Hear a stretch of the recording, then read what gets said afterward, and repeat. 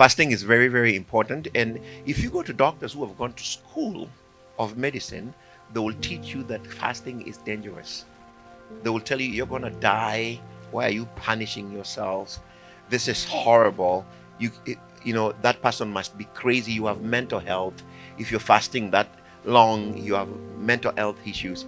Listen, I've had people say crazy things when I've gone on my 40-day fast. People have said he's killing himself, he's committing suicide, something is wrong with him. How come he's doing that? Nobody normal in their senses will dare do something like that. This is ridiculous. Please just eat something. But I know who's speaking through those people. But even doctors will tell you, when you go to them and you say you want to fast for health issues, they will tell you, don't you dare do that. Just change your eating habits and eat healthy. That's all you gotta do. But you're going to learn that God has put so much into fasting, to the point where fasting, it's one of the best ways to stay young. If somebody wants to stay young for longer, just fast a lot. Do 7-day fast in a month. Do it consistently. All right. So there's 5 phases that a person will go through when they're going on an extended fast. And when you're talking about extended, we're not talking about 7 days. That's not an extended fast. We're talking about 20 to 30 to 40 days. Okay? So most people may not go through all of those, extended fasts, whether 20-day or 30 or 40. We want to talk a little bit about a 10-day fast. How a 10-day fast can be very special for someone. And so we're going to just start with the 5 phases of a fast.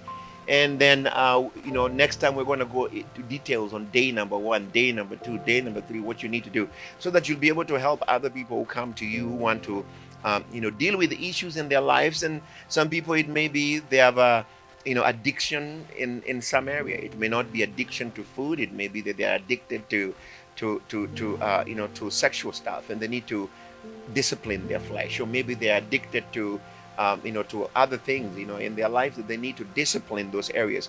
And they will learn that the quickest way to bring your flesh under is to force it to submit. Last time we talked about how your flesh is like a spoiled brat, a baby that is throwing fits, and you need to tell that baby to, this is my house. So not everybody may go through all these phases, but you should know about them, so that when you go through these phases, you will understand that they are normal. Because there's things that I've seen when I've gone through my fasting that I've documented down, but they're very important, because they will kind of show you that it's normal to go through those things. Those things are not killing you. They're just things that your body is reacting to something.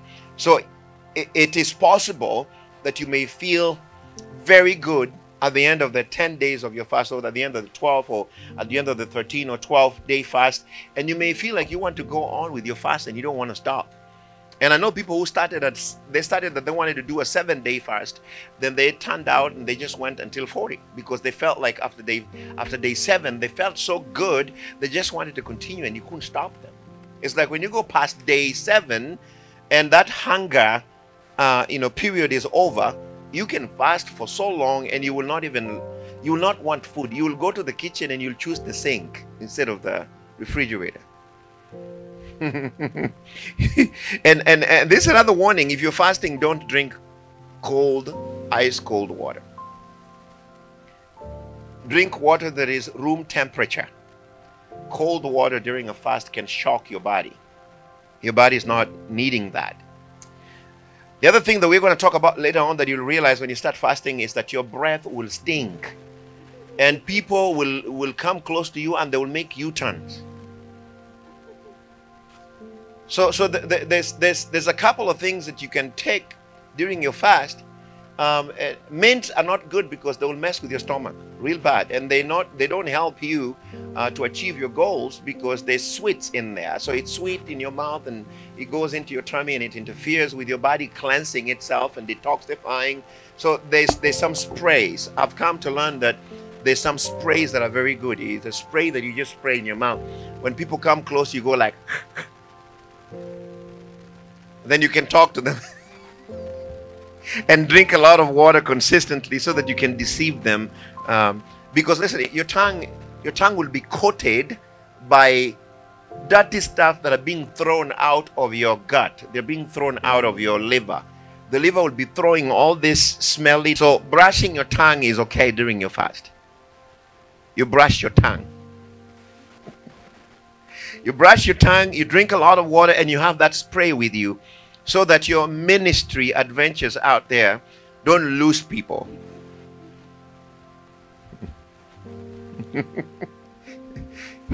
People will be able to tell you it's not what you're saying, it's just something else. Oh, I'll explain it. Walk away. All right, so let's talk about phase number one when you're going on a fast. So phase number one is hunger. It's called the hunger phase. So the first day or so you will feel hunger, but it's not because your body needs food. Many people confuse it by thinking that when I start getting hungry, I need food. My body is telling me it needs food. No, it's not because you need food. Your body can go for days. We have talked about how experiments have revealed that your body can actually go longer without food, and it doesn't mean that your body will like the fast.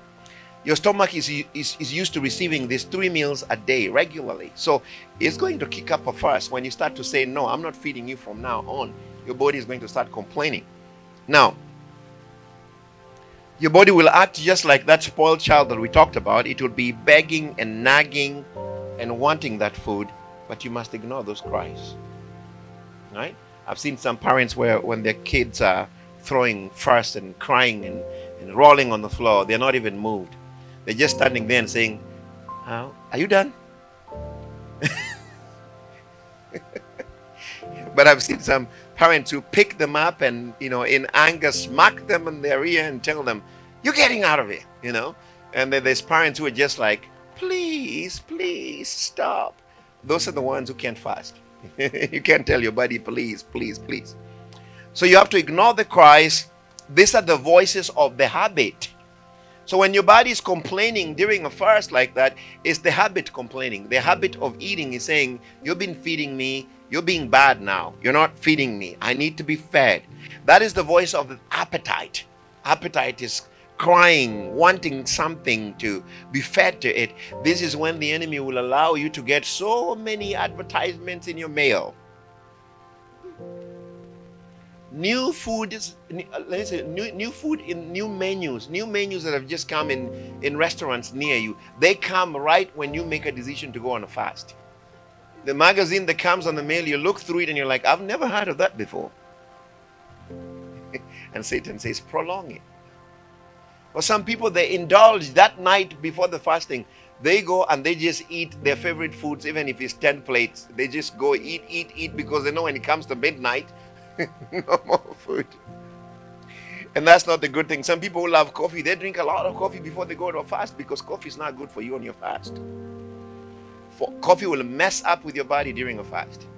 So is citric drinks. Any drink that has citric juices in it, if it's not 100% juice, if you're going on a juice fast is one thing, but if you're going on a water fast, I will say stick with the water, or you can get flavored water. Squeeze some lemon in your water and drink it. That will give it some kind of a flavor there. But if you take any drink that has chemicals in it, it will interfere with your body and you're going to throw up a lot. There's going to be a lot of throwing up and nausea. So this is the habit and the appetite complaining. Your body wants to be fed.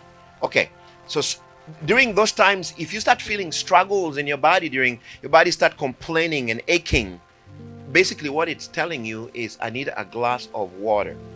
And sometimes all you need is a glass of water to take away that pang right there that is happening, because it's a 15 minutes hunger pang.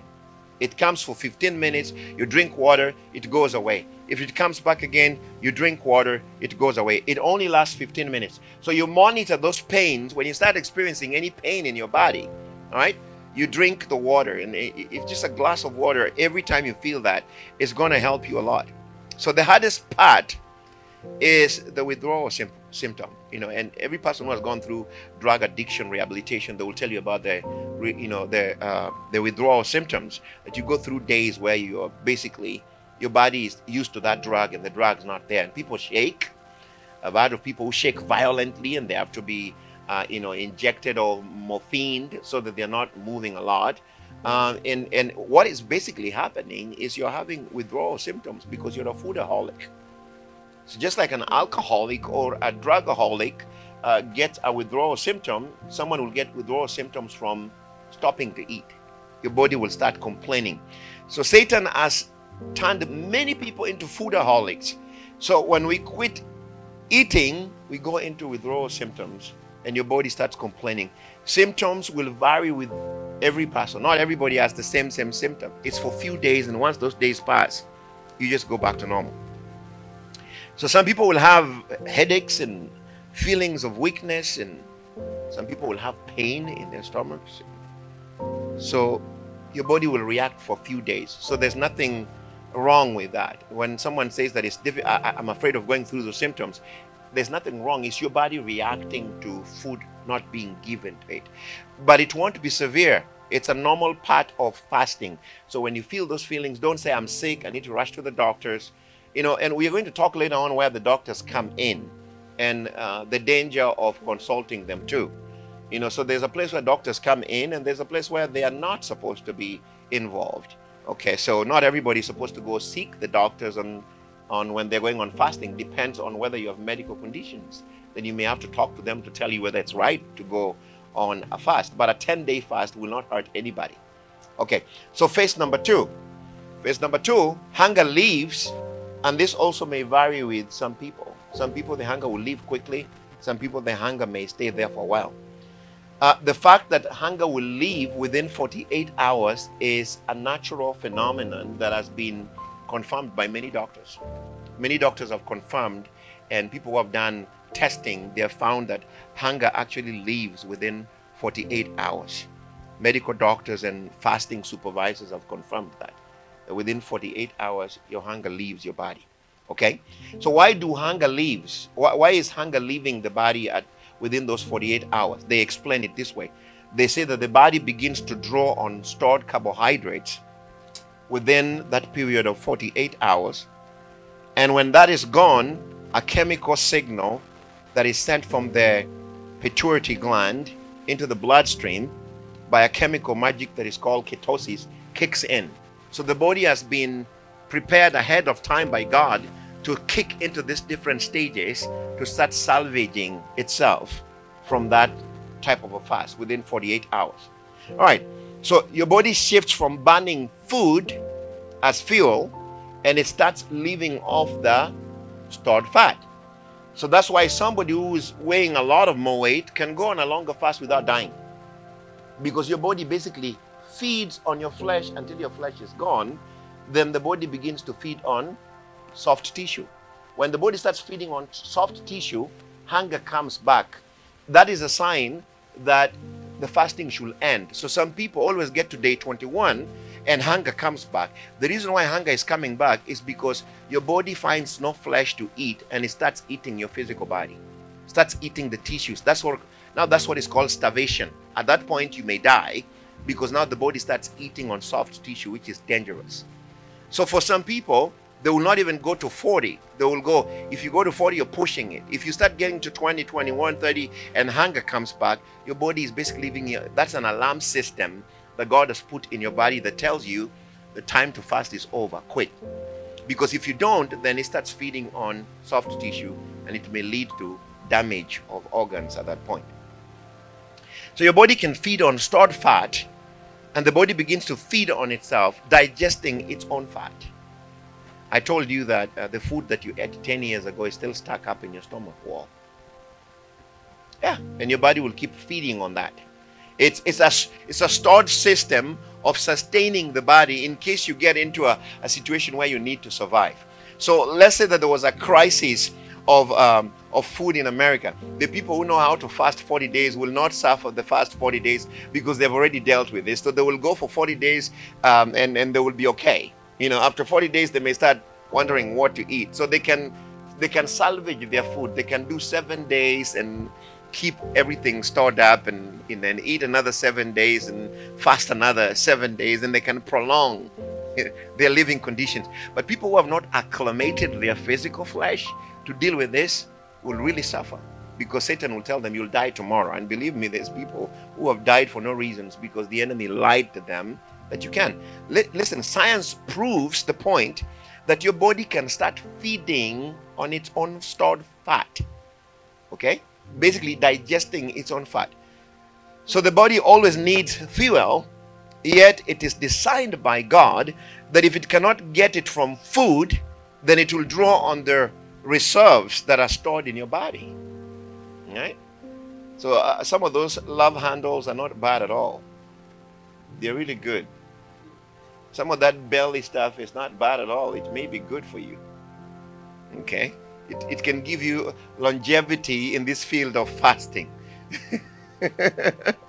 So the body will draw on those reserves during the fast, and you will live off your own fat. And that's what really happens. You go on a longer fast, your body is actually living on your own fat. So whatever food that you've been eating extra, your body starts feeding on that. And it feeds on it until it's gone completely. Now, there's no hunger because the body satisfies its hunger by burning its own fat as fuel. So food may still look good to you, and you may even look at people eating. You may even sit around people who are eating while you're fasting, but you find that there's no craving for it. The reason is because your clock has changed, your biological system has changed, and the 48 hours are past. Now there's no hunger there. You don't need, you can look at it, but you're not really interested.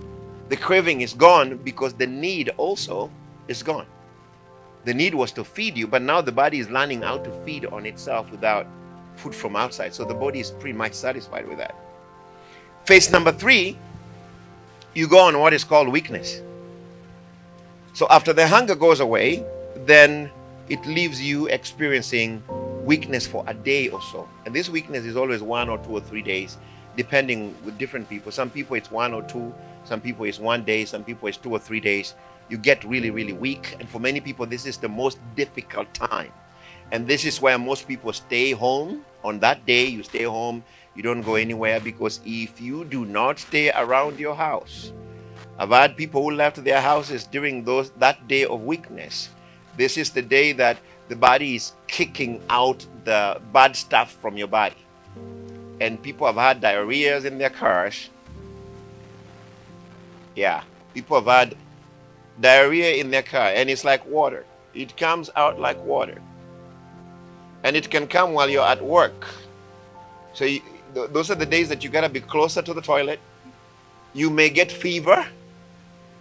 All right, you may get fever. You start sweating on your face, and you start feeling dizzy as if you're really getting sick, but it's not really sickness. It's just the body is extracting every dirty stuff from inside and throwing it out. So this is the time where also people vomit. That vomit is not that you're sick, it's your gut throwing out things that are not supposed to be there. It's cleaning itself. The body's cleaning itself and throwing out sicknesses and poisonous substances, and anything that is in your body that was not supposed to be there is being thrown out through that period. So this time of weakness, which is a day or so, is the most difficult time for many people. And I always advise people that stay around your house in that day, or maybe don't do a lot of things. And this can last sometimes for 4 days. If you're going to work, limit yourself to working smart and not working hard. Once this weakness passes, fasting becomes really effortless. You don't really struggle with it. So during the weakness interval, you may want to rest a lot. Should remember all those things that I've just talked about, that will happen. And during that time, your body is going to throw off everything. I've gone through all that cycle during those days where you're vomiting and you feel nausea and you're sweating and you can't walk around a lot. And so you sit somewhere and relax. And for me, it only lasts a few hours and then it's gone. After those few hours are gone, then immediately I transitioned to going back to work. There's a time I did a 40-day fast while I was working. It was a physical job, and I was on a 40-day fast with nothing but water. And I would say it's God's grace, because it was a physical job.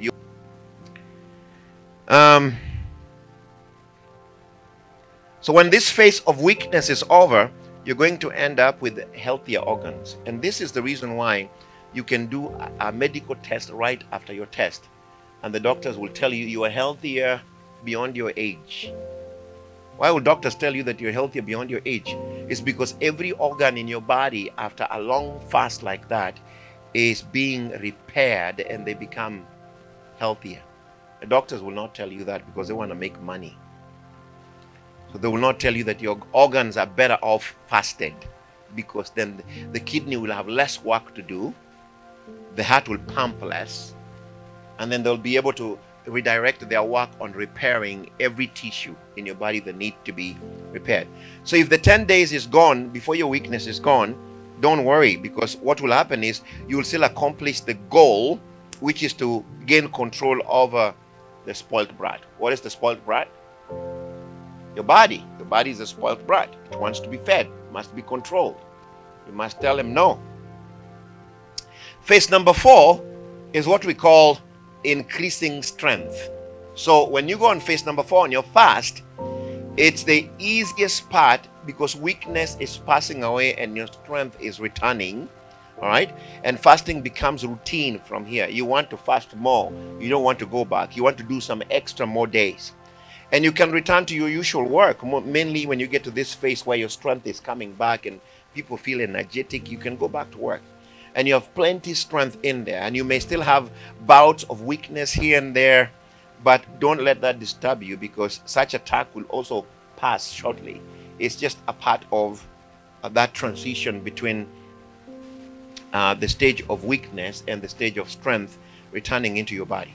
So this is a research that was done in the Veteran Administration Center in Los Angeles. The doctors fasted obese patients up to 177 days with little discomfort or serious side effect through their weight reducing programs. And 2 Scottish hospitals were able to fast people for 249 days, losing up to 97 pounds without anybody dying. Okay, so those are out there. They are facts, you know, that fasting has never killed anybody. The people who have been killed by fasting are people who starved. They didn't fast. And we're going to see the difference between fasting and starving, okay? So God has designed your body to live off its own stored resources for days with no single problem. This is why the body will store all that excess food, and this is why also people can, when someone says I'm getting fat, basically the body is storing food. That is excess storage. That is like someone who has a house with a lot of stuff and then they decide to open a storage unit somewhere. The body is pretty much storing some of that extra food, and when you are to get into a situation where there's starvation, your body will depend on itself. It will start feeding on tissue, on flesh, on dead flesh until that is gone. And then the body will go on to soft tissue, and then now that's starvation. Now that's dangerous when it gets to that point. So the same God who designed the camel to store water, he also designed human beings to store food. So for the body to shift from burning food to storing fat, it's a natural process.